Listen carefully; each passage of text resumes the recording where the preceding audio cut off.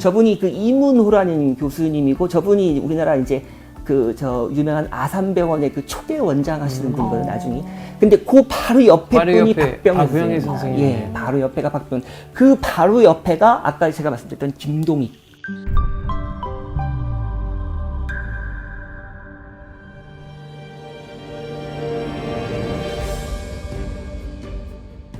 네, 안녕하세요. 저는 대한닥터 후 새롭게 진행을 맡게 된 김나경입니다. 잘 부탁드립니다. 네, 반갑습니다. 반갑습니다.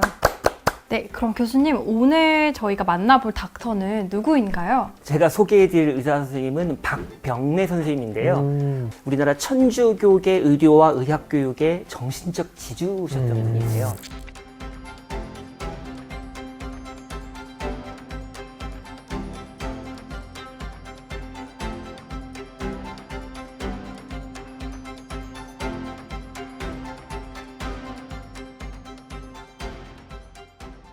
네, 제가 듣기로는 이 박병래 선생님이 아버지와 함께 중고등학교를 다녔다고 들었는데요. 예, 맞습니다. 오늘날 기준으로는 정말 말도 안 되는 얘기지만, 그러네. 사실 그 개항기만 해도 이런 일들이 종종 있었습니다. 학교라는 이 서양식 그 교육기관이 들어와서 전국 방방곡곡으로 이제 보급이 되는데 이제 시차가 발생하죠.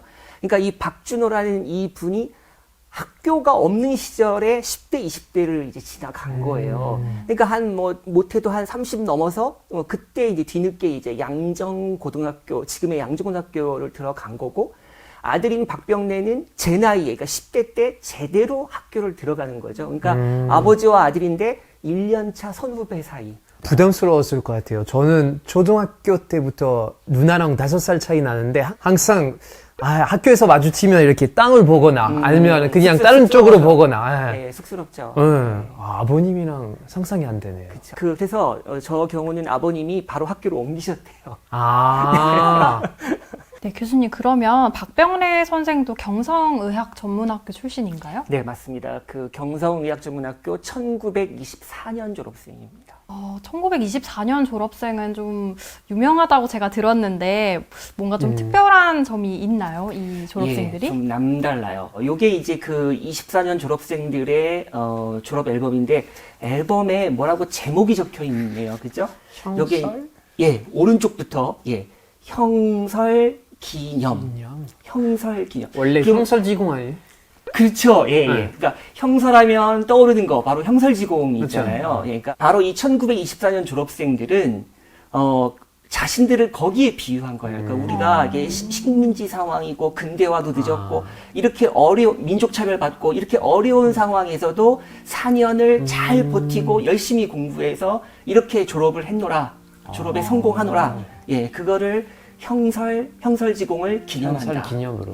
운명의 장난인지 전생의 인연인지 모르나 13도 방방곡곡에서 생명부지의 마음 다루고 얼굴 같지 않은 50여 명의 배우들을 한 무대에 쓸어넣고 시침 뚝 떼고 지구는 태양을 4번이나 돌았다. 하룻밤에도 만리탑을 쌓는다는데 1460일을 나날이 살과 살이 서로 부딪히고 영혼과 영혼이 호응했으니 한 부모의 뱃속에서 나오지 않았을 망정 그 사이에 맺은 인연이 형제와 무엇이 다르리. 자, 요것도 바로 그 앨범에 들어있는 한 페이지인데요. 한반도 지도네요. 그죠? 우리나라 지도입니다. 그죠? 딱 지도인데. 근데 뭐 표시되어 있는 거예요? 뭐예요? 맞아요. 도시 이름? 뭐가 적혀, 도시 이름. 아니에요. 도시 이름도 비슷합니다. 정답하고. 학교 이름. 학교 이름. 학생 이름? 학생 이름, 졸업생 이름입니다. 졸업생 이름인데 왜 파비앙 씨가 도시 이름이라고 했을 때 제가 왜 그것도 맞다고 말씀을 드렸냐면 49명의 졸업생이 누구는 평안도, 누구는 전라도, 누구는 충청도 그렇잖아요. 네. 자기 고향 위치. 고향이구나. 그 한반도 지도 위에 자기 고향 위치에다가 이름을 써놓은 거예요. 우리가 식민지 상황이고 그 다음에 이 경성의학전문학교는 우리가 식민지다 보니까 총독부에서 운영하는 학교고 교수님들 다 일본인이고 학생들도 일본인들이 이제 더 주도권을 쥐고 있는 상황인데 그런데 졸업 앨범에 저렇게 우리 한반도 지도를 넣었다는 것도 이것도 정말 대단한 일이고 거기다가 이제 자기들 각각 고향 위치를 정해서 거기에 이름을 넣었다는 것도 자기 고향에 대한 또 어떤 열정 같은 거, 애정 같은 거, 아니면 이제 사명감. 보통요, 저 졸업생들이 보통 경우 자기 고향에 가서 병원을 차려요. 그러니까 어떻게 보면 자기 고향에 대한, 자기 지역사회에 대한, 지역사회 이제 뭐랄까요, 그 은혜를 갚는 거라고 할까요? 그런 의미도 있거든요.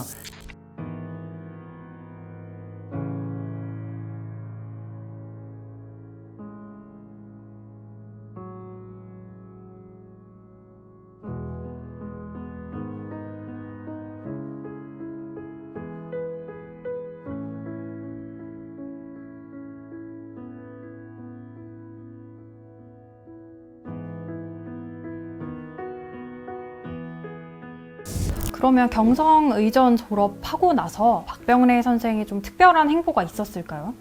예, 박병래 선생님은 이제 당장 개원보다는 이제 의학 연구를 더 하고 싶었던 것 같아요. 그래서 경성제대 의학부가 생기고 나니까 이제 그쪽 연구과로 이제 갔는데, 뭐 오늘날 기준으로 본다면 대학원이라고 생각하시면 편할 것 같아요. 그래서 이제 경성제대 의학부 연구과에서 10년 넘게 이제 계시면서 거기에서 이제 특히 이제 폐결핵 연구, 예, 그리고 그 다음에 이제 각종 전염병 연구, 이런 것들을 쭉 하고 있었고요. 그러다가 1935년이 됐는데, 그때 이제 천주교 쪽에서, 이제 뭐 러브콜이라고 할 수도 있겠죠. 예, 같이 좀 일 좀 해보자. 그래서 이제 두말 않고 이제 천주교로 달려가서 이제 성모병원 창립 작업에 이제 참여하게 됩니다. 박병래라는 인물이 뭐 그때 뭐 30대예요. 그렇게 나이도 많지도 않고 하지만 그래도 천주교 신앙 아주 두터운 분이고 실력이 또 예, 대단하신 분이니까 그렇죠. 성모병원이라는 최초의 천주교 병원을 만들 때 그때 이제 병원장이 되는 겁니다. 근데 그러면 그 성모병원 이름 장명에도 직접 관여를 하셨나요? 네, 그랬다고 합니다. 애초에 천주교 쪽에서는 해성병원, 해성같이 뭐 이런 해서, 예, 그런 비너스? 이름을 그렇게 지으려고 했대요. 예, 그런데 박병래 선생님이 이제 성모병원이라는 이름을 이제 그 카드를 내민 거지, 추측에. 병원에서 환자들을 진료하고 보살피고 하는 게 그 어머니, 성스러운 어머니의 마음, 뭐 이런 것들, 그러니까 그런 마음 자세로 환자들을 치료하겠다, 뭐 이런 뜻이었을 거라고 추측해 봅니다. 신뢰가 가는 이름인 것 같아요. 성모병원. 병원장 하실 당시에 월급 관련해서도 또 재미있는 일화가 하나 있다고 들었는데요, 제가. 네, 아주 재미있는 일화가 있습니다. 이제 병원장이 되고 나니까 당연히 이제 천주교 쪽에서 이제 병원장 월급을 이제 주잖아요. 줘야죠. 이제 처음에 300원, 한 달에 300원으로 책정을 했답니다. 근데 이 얘기를 들은 이제 아버지 박주건 선생이 쫓아가가지고 올려달라가 아니고 깎아달라고요? 예. 우리 아들 젊은데 이 젊은 친구한테 이렇게 많은 돈을 주면은 안 된다. 그거 못 쓴다. 그러니까 200원으로 깎아서 주면 좋겠다. 예, 이렇게 해서 결국 한 달에 200원으로 그렇게 확정이 됐어요. 박병래 선생님의 동기생 중에 김동익이라는 분이 있어요. 네. 이분이 이제 소화기내과, 그래서 이제 간 질환 또는 위장 질환을 전문적으로 보시는 분인데, 개원을 했습니다. 서울 시내 한복판에서 개원을 한 첫 해에, 첫 해에 한 달 수입이 2,000원. 10배네요. 예, 월급이요? 네. 그러면 동기가 나보다 10배 더 많이 벌면 약간 사실 열받거든요. 그러니까 박병래 선생님도 그러니까 개원을 하셨더라면 이제 호흡기 환자도 워낙 많고 하니까 사실 뭐 김도 선생님 못지 않았겠죠. 예.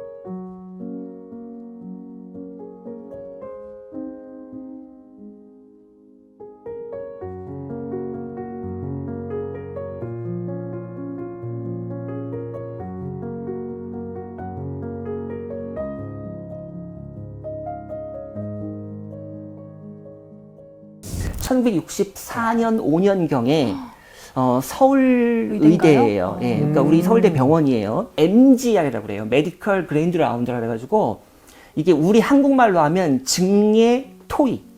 그러니까 어떤 환자가 아주 좀 이렇게 특이한 희귀 환자가 있다던가, 예, 조금 아주 이렇게 진료하기 어려운 환자가 있을 때 그 케이스를 이제 발표하고 그걸 가지고 즉석에서 그걸 가지고 토론하는 겁니다. 서로. 그래서 이제 이 MGR은 저 끝에쯤 보면 이제 그 당시 대학생들, 학부생들도 있고, 둘째 줄에 오른쪽 끝에 그 흰색 가운 입으셨잖아요. 네. 저분이 그 이문호라는 교수님이고, 저분이 우리나라 이제 그 저 유명한 아산병원의 그 초대 원장 하시는 분이거든요, 나중에.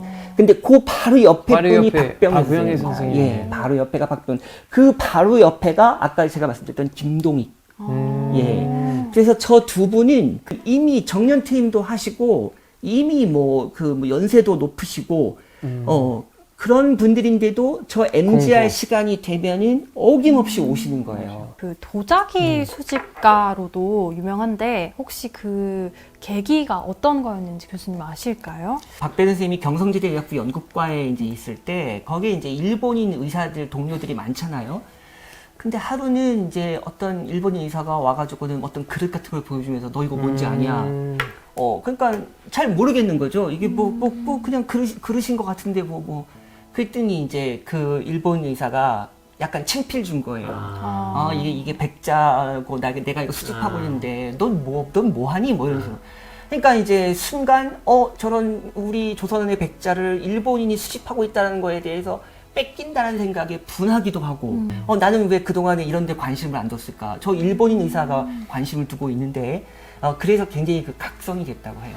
네, 박병현 선생님이 1974년이 되었을 때 자 362점을 아무 조건도 없이 그냥 그대로 그 국립중앙박물관에 기증을 하셨어요.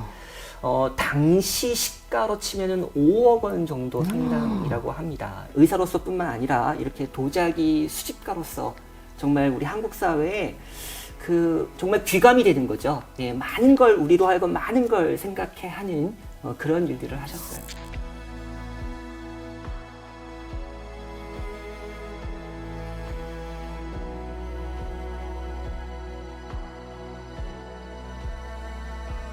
서비양 씨 오늘 이 박병현 선생님 이야기 어떠셨어요? 네, 저는 밤영래 선생님은 그냥 그 도자기 수집가로서만 알고 있었는데 이렇게 적은 월급을 받으면서 이렇게 많은 환자를 치료도 해주고 이런 희생 정신으로 일했다고 하시는데 그게 진정한 의사가 아닐까 하는 생각이 듭니다. 대한닥터 후 오늘은 박병래 선생님 이야기로 만나뵀는데요. 흥미로운 의학사 이야기는 앞으로도 계속됩니다. 자, 그럼 오늘은 함께 인사드릴까요? 네. 여러분 감사합니다. 감사합니다. 안녕.